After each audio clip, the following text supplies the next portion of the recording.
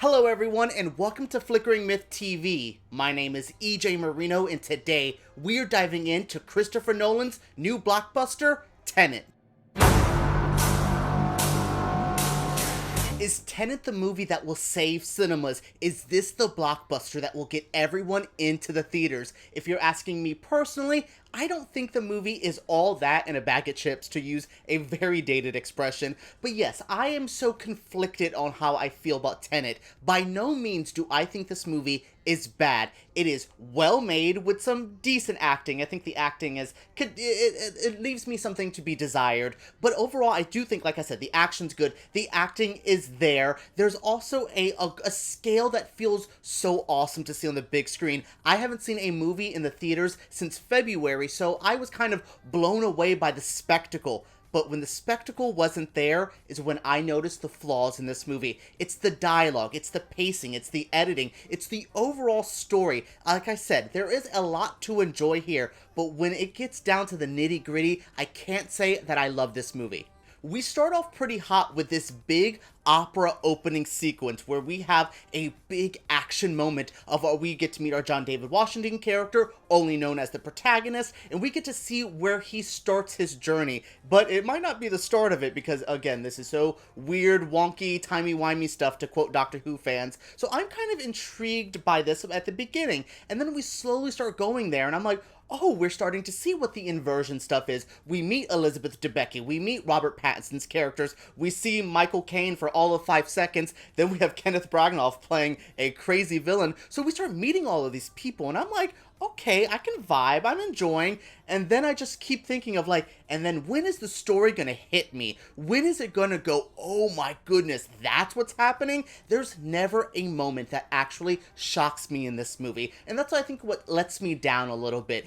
I expected something over the top and wild in the story department, in the script department, and that's where this really lets me down, because by the time we get to the second act, it's starting to wind down, and then I'm like, oh, we're going into the big grand finale, but I don't really have emotions with these characters. I don't really care. There's a lack of tension, so that's what's kind of conflicting for me, where I like the action set pieces, I like some of our characters having some moments together, but when we get down to it, I just don't care about what's happening, and that's a big problem I've had with not just this movie, but a lot of Christopher Nolan movies in the past. Most people who are going to see this movie are into it for the big action set pieces. They know Nolan, who does these big, crazy moments with practical effects and his crazy camera work, and that is present here. There's some really cool fights. Like, I'm saying Christopher Nolan has good fight scenes in a movie. That is rare because I think Nolan struggles with that in the action department. But besides just the actual combat stuff, there are some pretty cool big moments. There's a moment involving a plane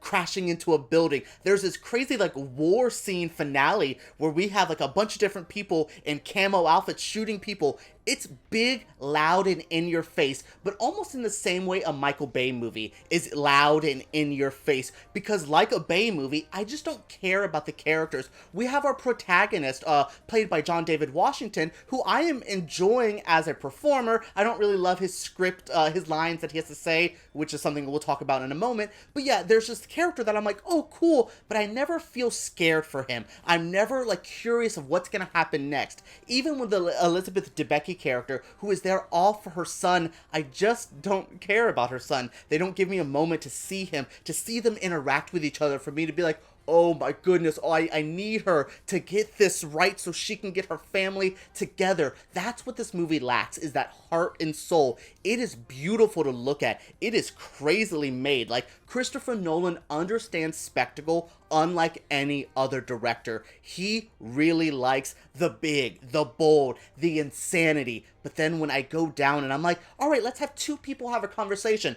Go. And I'm like, oh my god, these two people aren't speaking like normal people would. It's just so wild that every time there wasn't a big action moment in this movie, I was just kind of like, okay, when are we gonna get to the action? And I'm not that type of person. I will take a dry drama with two people just pouring out their emotions before I take action. In this movie, I wanted more action because I just did not care about any of the characters and their dialogue and their story. Now, I've been a little bit negative towards this movie, so let me talk about more positives. The score. Oh my goodness, if I could recommend seeing this with a loud, booming system, I will. Like, this is so heart-racing, so intense, even when a moment I wasn't vibing with, and I was a little, like, kind of, like, staring blankly at the screen, I was still like, damn, this is a hot-ass song. There's a really good score to it. Also, I will say, on, going down to more technical stuff, the inversion stuff, the weird time travel, time manipulation, going backwards and forward, that looked so damn cool. Every time it would happen, I would go, well, that was awesome. Like, it's something that never really got boring for me or really ran its course. I always like the inversion stuff. It was really, really refreshing to see. So also, I do like when the inversion stuff was used in smaller moments as well, when they were just explaining it and you see him, like, pick up the bullet and things like that. Those are the moments that were just so interesting, and that's where I was just like, ooh, I want a better script about this inversion stuff, and even maybe explaining it more, because even a character is just like, oh, don't think about it too hard. It's wacky, weird stuff, and I'm like, oh, okay. As soon as they said that, I was like, oh, they're not going to explain a damn thing. And they don't. And it works at times where I'm just like, well, I don't care how and why this is happening. It's just crazy to see. I will also compliment some of the actors in this movie. I don't think they have the best dialogue, but people like John David Washington, Kenneth Branagh, Elizabeth Debicki, and Mr. Robert Pattinson. Pattinson is on a streak from, like, Good Times to High Life to Lighthouse to that Batman trailer to this film. He is a damn superstar and is probably the most fun character Nolan has ever made. I used to think Tom Hardy was the coolest character from Nolan, and now I will say Robert Pattinson in this movie takes the cake. He is a badass. He's pretty cool. I like him, and I just wish I liked everyone else more, because John David Washington does fine. I just don't love what's coming out of his mouth. It either is written pretty woodenly or it's performed pretty woodenly. I can't figure out exactly why, but there's just something off there. But again, a technical masterpiece this movie is. Tenet is the most confusing movie I have seen this year, and not by what actually happens in the movie, but my actual feelings for it. I enjoyed seeing a movie on the big screen again. I was happy that Warner Brothers sent me to see Tenet, but I just don't know how I feel about this movie personally. Would I watch it again? Is this something I would recommend? That's where it gets a little bit tougher for me, because it's good. If you like Christopher Nolan, definitely go see this in whatever way you feel comfortable. If that means waiting 8 months until it's out on DVD or whatever, do that. But this is just something that I say this is for Nolan fans and almost Nolan fans only. I don't know how the general audiences would feel about this. Is this something that I could see them rushing there, or is this only for those weird, nerdy, kind of Nolan fans? And that's nothing against them. Nolan has a passionate fan base, so I just want to know who, if you have seen this, did you enjoy it? Are you a Nolan fan? Where do you stand on Nolan? Let me know all your feelings down in the comments below. I want to know how you feel about this director, how you feel about this film, just to get a perception of, like, what is going to be the reaction when this